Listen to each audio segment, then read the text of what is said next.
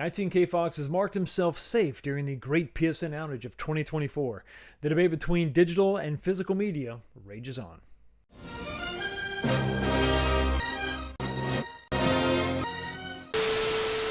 Hey, what's going on, everybody? Welcome back to the channel. Today we're talking about yesterday's PSN outage. Is this the first time this ever happened?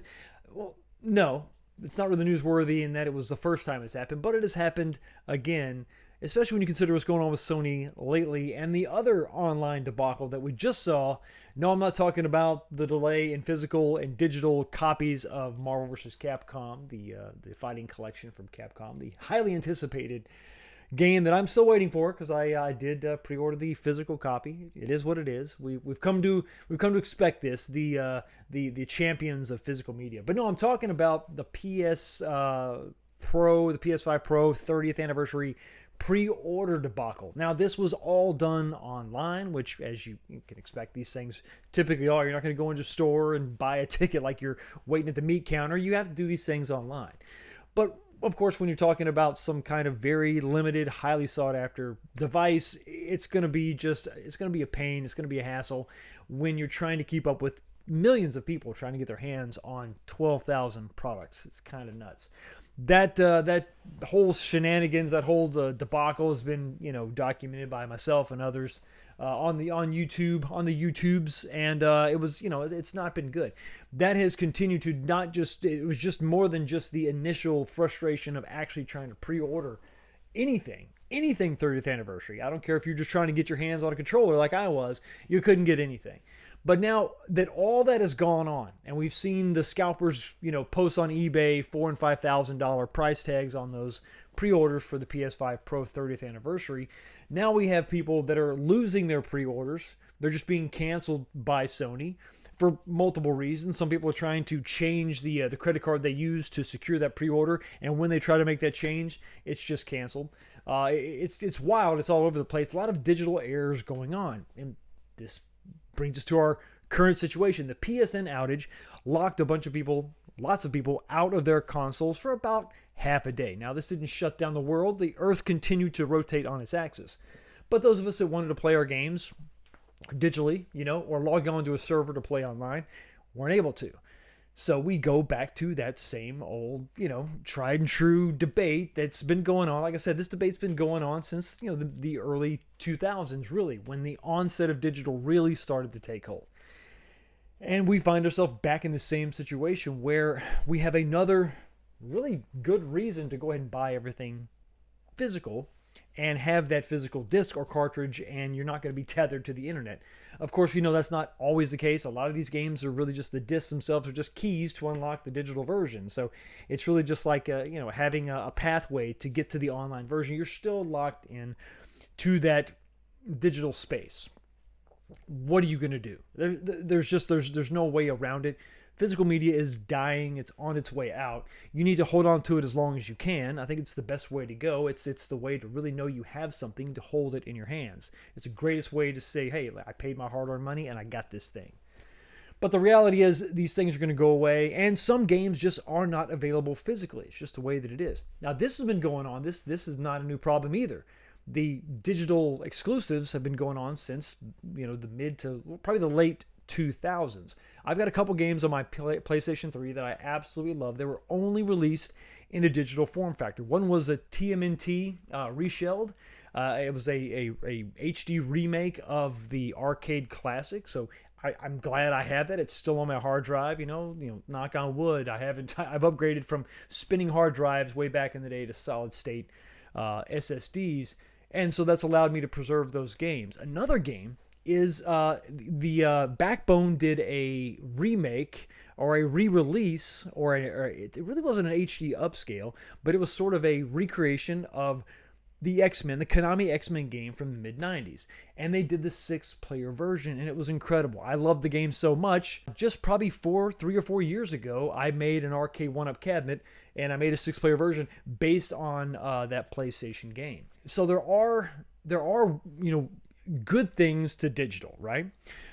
So you're going to have some digital exclusives, some things that are never going to be made physical. You want to be able to have those smaller games, maybe a way to play old arcade games that They won't justify a full-blown physical release, but you want to have maybe that one game in your collection that you want to just hold on to, And then indie games. They're not going to have, some of these indie companies are not going to have the money to invest in physical media, at least until maybe their studio takes off. And then maybe down the line, they can release these things physical. So what do you do? How do you navigate this balance? Because obviously, like I said, between from the late 2000s, there's been really good reasons to buy games digitally. But what's the big problem? What's the big problem? The big problem is, being tethered to the internet, not really owning something. If you've got to have it digitally, what do you do? One of the bigger problems, besides that whole debate, is the price of storage media. In this instance, we're talking about SSDs, flash storage, whatever you want to call it, storage, and the size of games. Not so much the price, but the size of these games. So to put this in perspective, you've got a new Call of Duty game, you've got a new Grand Theft Auto. These games can be 40, 50, 60 gigabytes. So you can see that's going to eat into a terabyte pretty damn quick. You can't have but so many games, on a 1 terabyte SSD. So we're actually at the point now where 1 terabyte of internal storage just doesn't really quite cut the mustard. And so that's where that tether comes in, where you keep these copies in the cloud, in the PSN, or for Xbox or whatever. So they're there, you bought them, you just have to re-access them from time to time. You have to delete some games off your hard drive and then re-download other games, but it's all in the cloud. It's all in this case, a PSN that for half a day you couldn't access. So what do you do? So until the price of storage and the size of games, until that ratio kind of settles out, what are you supposed to do? There's a couple things you can do right now to kind of mitigate some of that cost and some of that hassle. You could go with an external hard drive, big bulk storage, and then physically your cloud becomes this physical hard drive.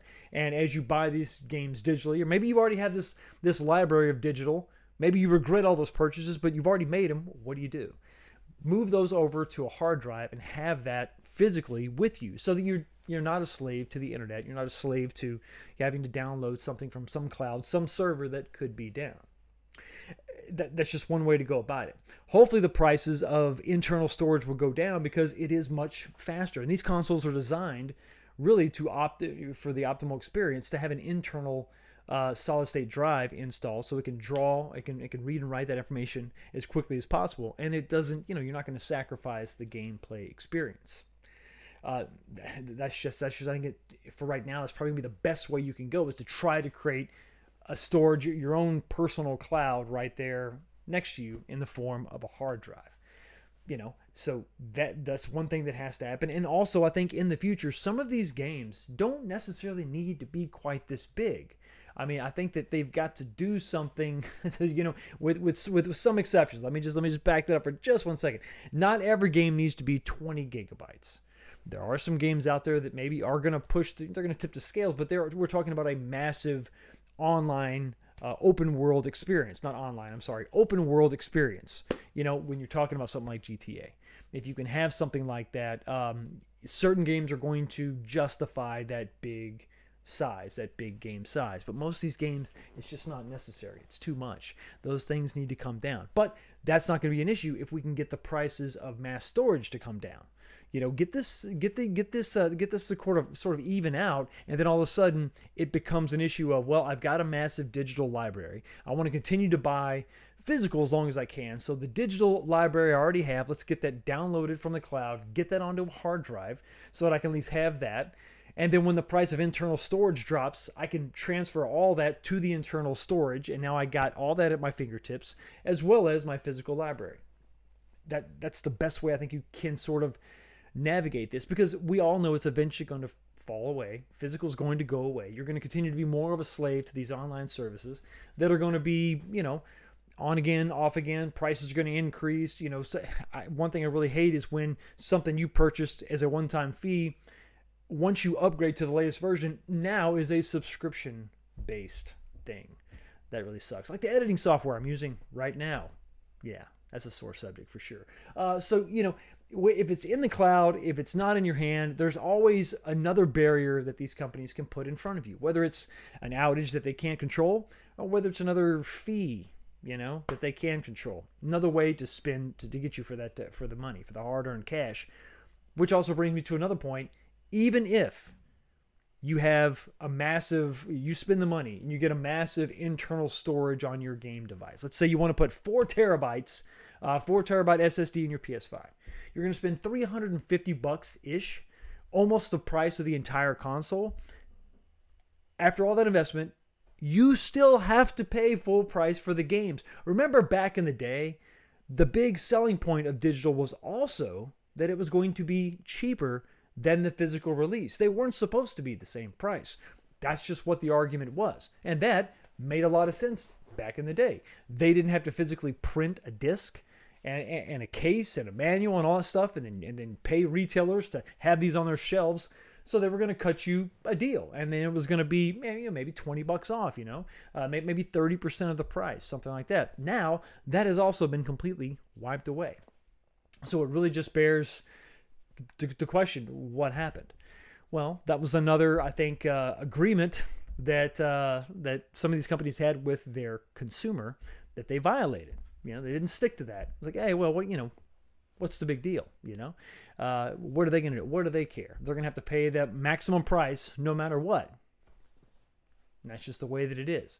So you're better off buying physical media. At the end of the day, you're going to save money on internal storage for your device or buying another hard drive. But if you are stuck with a large digital library of games, download that stuff onto a hard drive, external if you can't afford the internal, which I can understand if you can't afford the internal.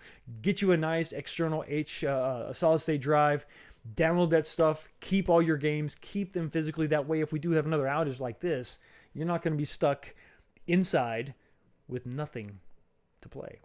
Anyway, let me know what you think about all this in the comments section below. I hope I gave some good advice, some coherent narrative of how you can cope in this world of digital versus physical that I think it's a war that's probably nearing its end. Maybe we have another 5 years left, but I don't know. That's just me. Thank you so much for stopping by, checking out the channel. You have a blessed day, and I will see all of you next time.